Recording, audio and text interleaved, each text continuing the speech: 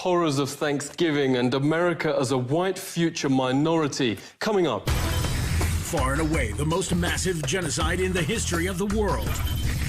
The lowest life expectancy in the West. And the year the U.S. will turn native.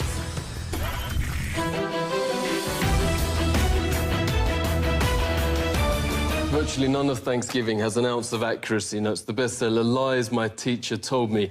The idea of Europe bringing civilization to the Americas simply flips truth on its head. This is what European explorers actually found in North America. Far and away the most beautiful city on Earth. 5 times the size of London or Rome.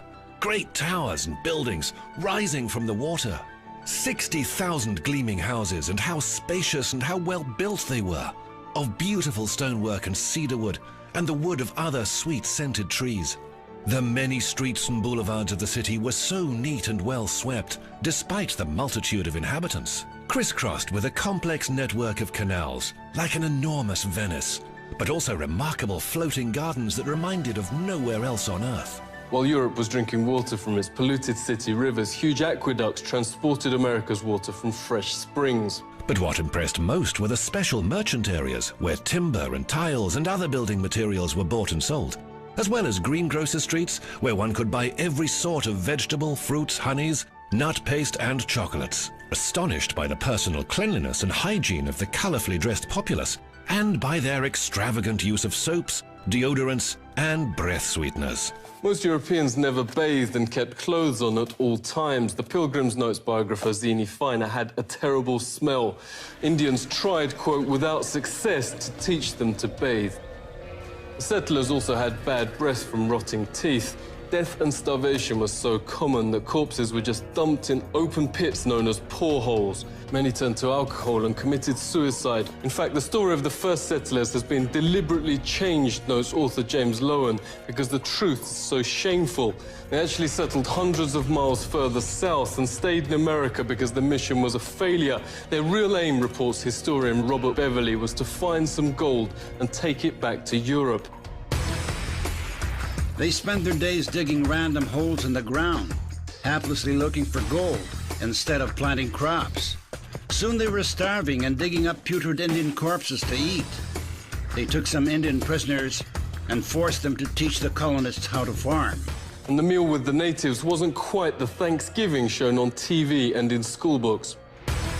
The colonists offered the Indians a toast to eternal friendship, whereupon the chief, his family, advisors, and 200 followers dropped dead of poison. In mainstream history books, perhaps the most common description of American territory then is virgin land.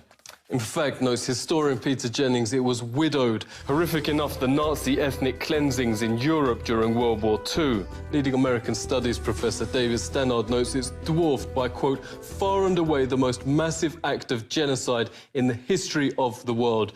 The death of 100 million indigenous people in the, quote, American Holocaust. Some from disease, but also vast numbers from a deliberate policy aimed at wiping out the race that mainstream history books continue to pretend never happened. He knows when Heinrich Himmler called the final solution, quote, delousing, Himmler was only echoing the Pilgrim Army's rallying cry, nits make lice, nits being Indian babies. This was a map of Indian nations across the US. 80% of the first government's entire budget went on attacking existing Indian settlements to take their developed farmland. The settlers would most probably not have survived, writes Jennings, on their own. 95% of America's entire population was then wiped out. American Holocaust notes there is documented evidence of colonist leaders going town after town, deliberately killing all men, women and children. Yet school texts and history books remain silent. Orders came from the very top. Under the direct order of George Washington, at least 28 of 30 Seneca towns and all the towns of the Mohawk, Onondaga and Cayuga were simply obliterated. George Washington wrote the Indian country, quote, must be destroyed.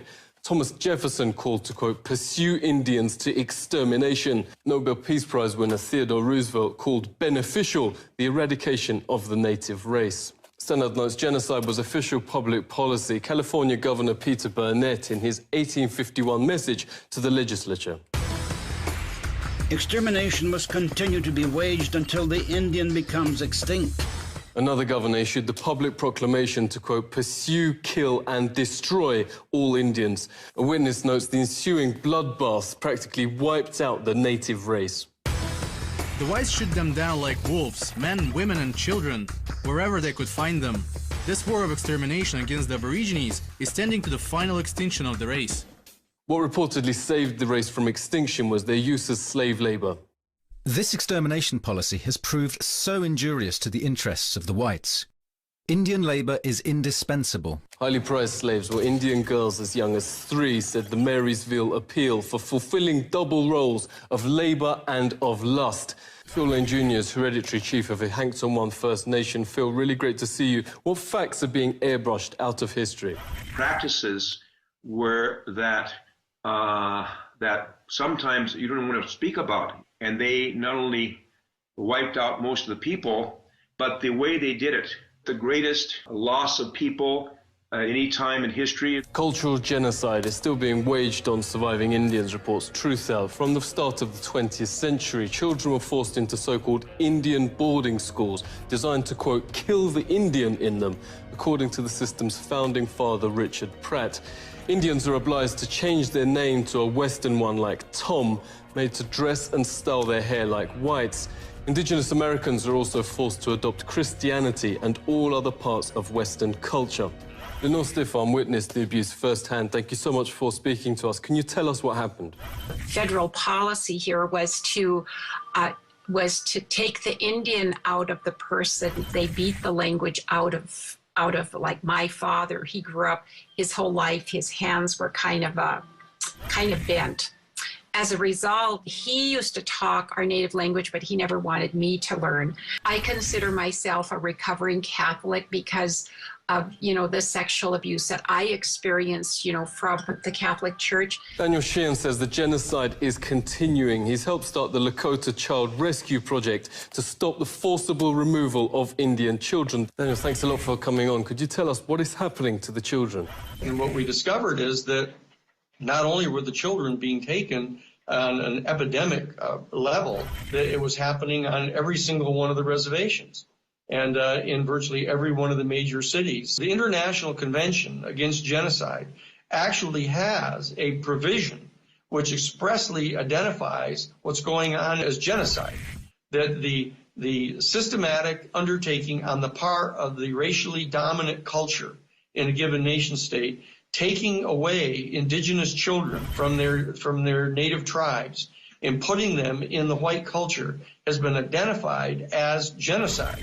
Even the Supreme Court still upholds natives' second-class status to this day, writes noted legal scholar Robert Williams. He joins us now. It's really great to speak to you. Can you give us some examples? 1 out of 3 Indian women will be raped during their lifetime. In 86% of those cases, the victims report that it's a non-Indian that perpetuated the sexual assault or the rape.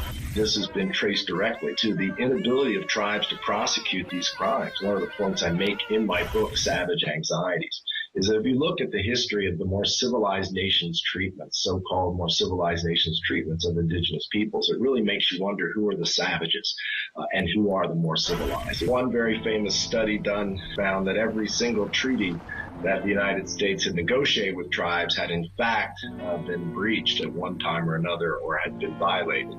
Supreme Court said they had no property rights and therefore no rights to just compensation.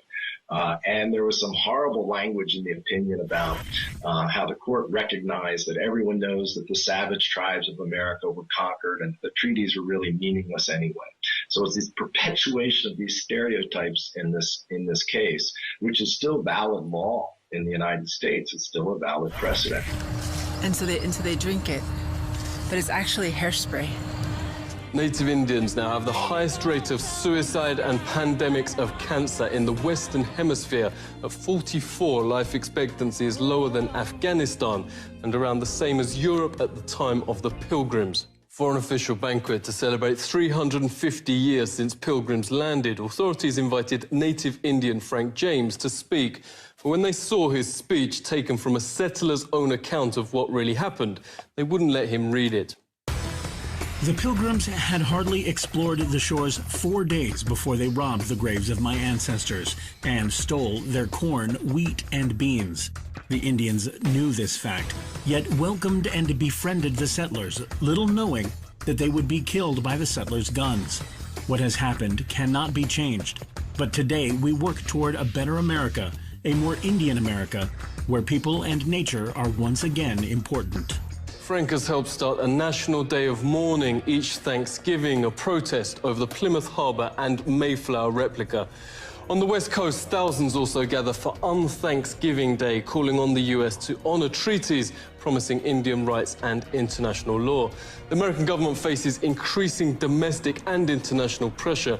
Supreme Court has reaffirmed the validity of the Treaty of Fort Laramie, giving Indians rights over the area.